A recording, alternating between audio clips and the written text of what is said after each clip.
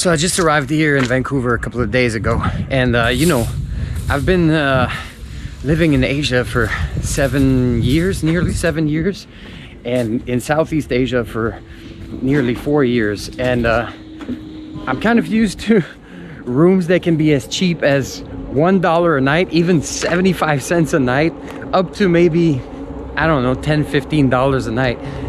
And so it was a kind of a shocking transition when I started looking for a room here in Vancouver. It was really hard for me to find anything under $100 a night, and even at 100, it was not nice.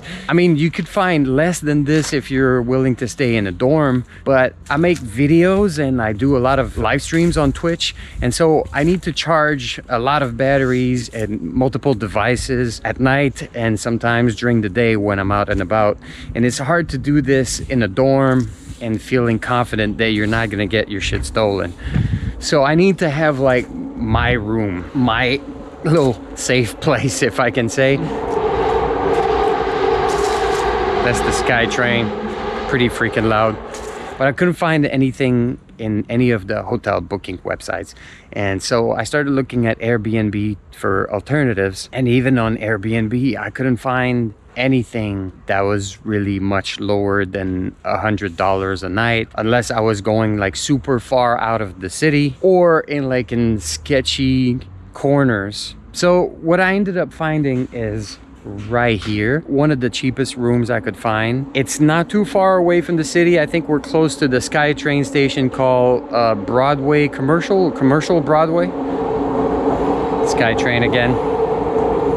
And I think we're just a couple of blocks away from an area in the street called Hastings, which is known for, you know, a lot of like homeless and drug consumption issues, and like some people call it like zombie town. This area, however, seems quite all right, fairly peaceful.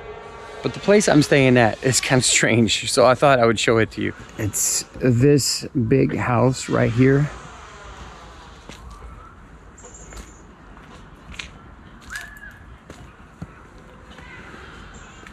If you arrive at night, it can be a little bit spooky, but it seems all right. A little bit old.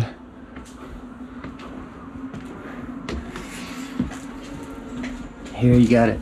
A gnome taking a selfie. First time I see this. Here to enter, you gotta put in a code and unlock the door electronically.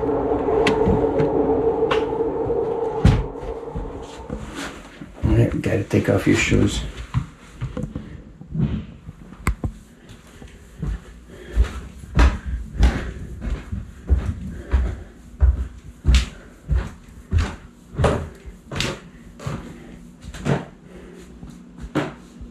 So this here is the shared space. There are 2 bedrooms here, and I think the people who stay in those bedrooms are kind of long-term tenants. You got a kitchen here.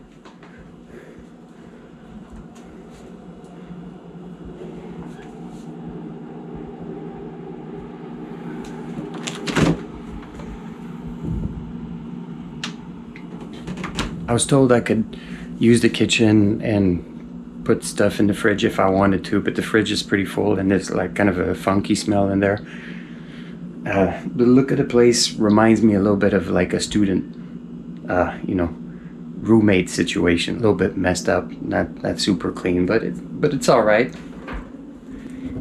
Here there's a living room. This living room is, I think, also a shared space or a place where I can go to, but I was kind of feeling like it was not really. I mean, I was told that I can come here and sit down if I want. But one of the tenants told me specifically that he bought those couches with his own money. So those are his. And I was like, okay, all right. I don't plan on using your couches too much. Oh, and there's also like a little balcony here. He told me that if I wanted to smoke, this is the place. This is the balcony if you want to smoke cigarettes or if you want to get high. that was clearly stated. Seems like there's a lot of like bird food, ashtrays, and bird poop.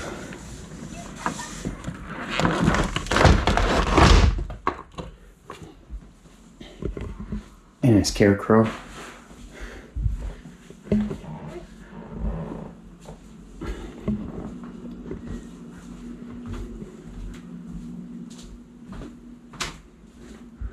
And this is the bathroom for all the roommates.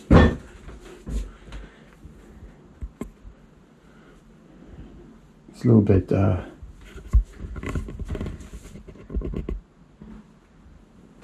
bit what it is. Nothing great, but nothing bad either. Like I was saying, it reminds me of like the kind of places where I was staying in when I was like 20 or something. It's just kind of funny to stay in a place like this. And this is where I'm staying here. I'm staying in the attic. So there's like 2 desks here. I just decided to use one. I figured I could use it, and this is the room. This is a big attic. Got a TV here, a couch, the bed. It's a pretty cool looking attic. It's kind of a funky situation. I like the look of it. It's interesting. There's some really big windows. On the listings it says like 360-degree view, but let me show you the view. So this is one of the views.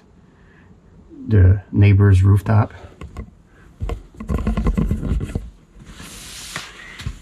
Here, a tree.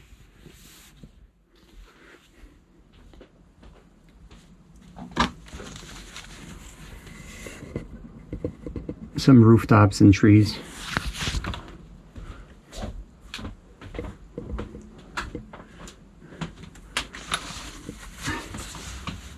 Closer look at the rooftop.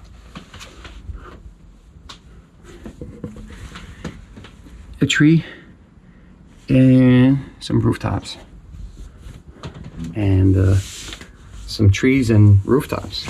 I mean, you do have a 360-degree view. Then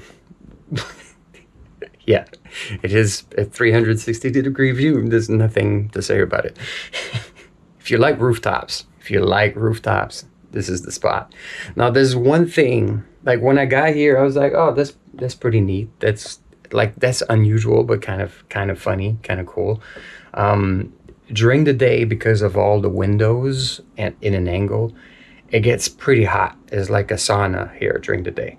But during the night, I think because of all the windows, I think it's not super well insulated. So at night, it's freezing cold. Like right now, we're at the end of October. It's really freezing cold at night. Like the first night, I was freezing my ass out. Literally, like I had a hard time sleeping.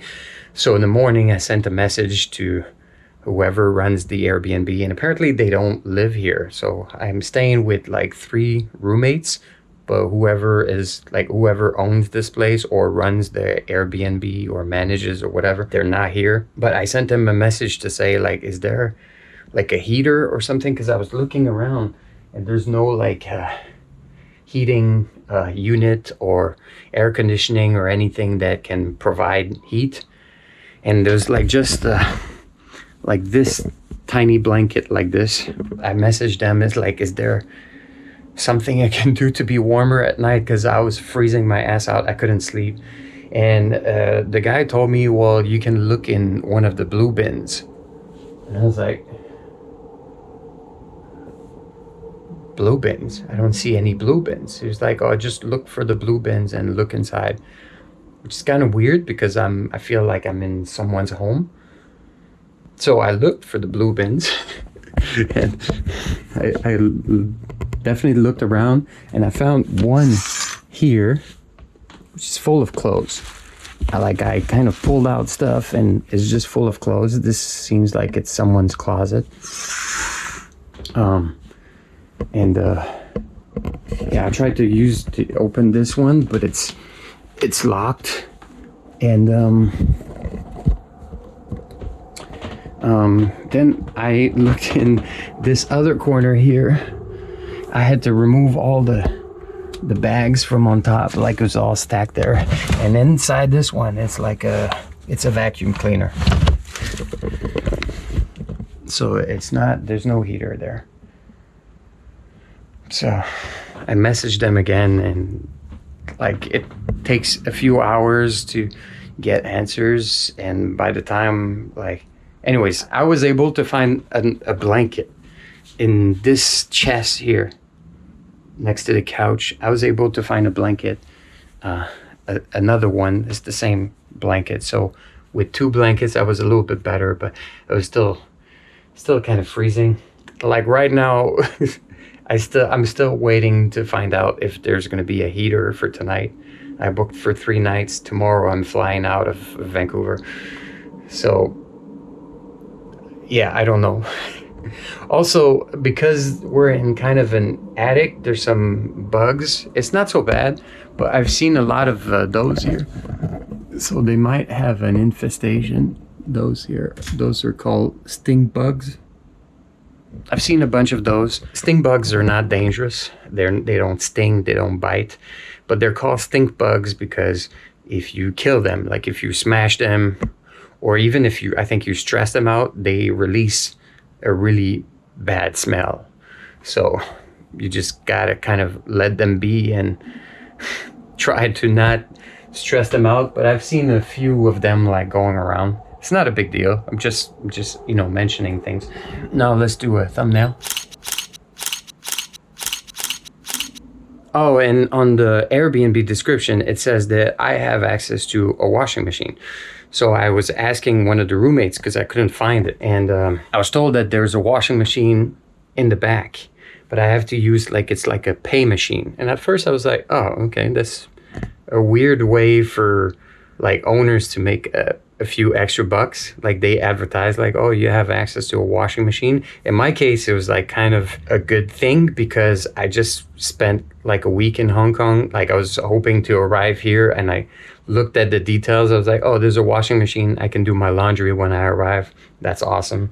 And then when I hear that there's it's a pay machine, I was like, oh, okay, that's kind of weird. But then I found out that they leave a cup with a bunch of loonies, $1 coins, if you're not familiar with Canadian money. There's also this little basket here with a bunch of shampoo, conditioner, body wash, toothpaste, toothbrushes, and everything. That's pretty neat. It's pretty cool. But let me show you the washing machine situation. It's kind of interesting. Oh, and while we go there, let me show you something. If you want privacy at night, you close this trap door here.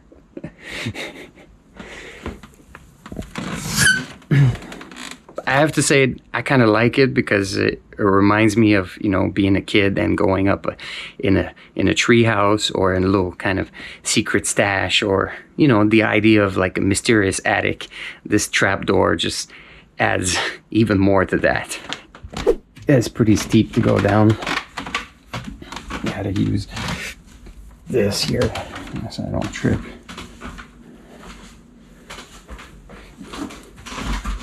All right, so for the washing machine, you actually have to go outside. Avocado socks, baby.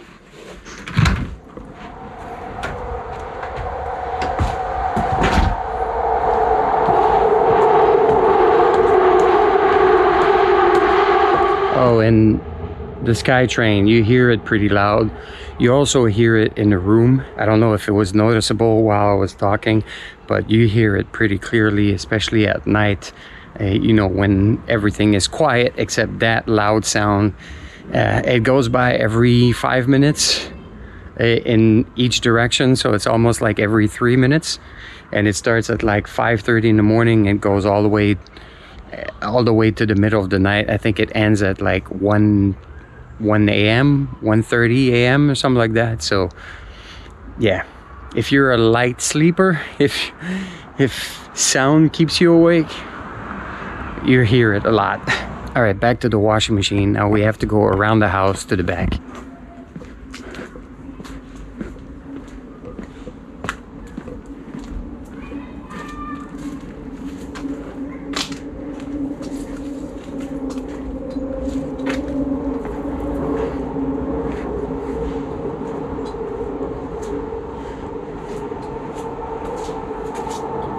In this thing here, right there, got the washing machine, the dryer, you got detergent you can use.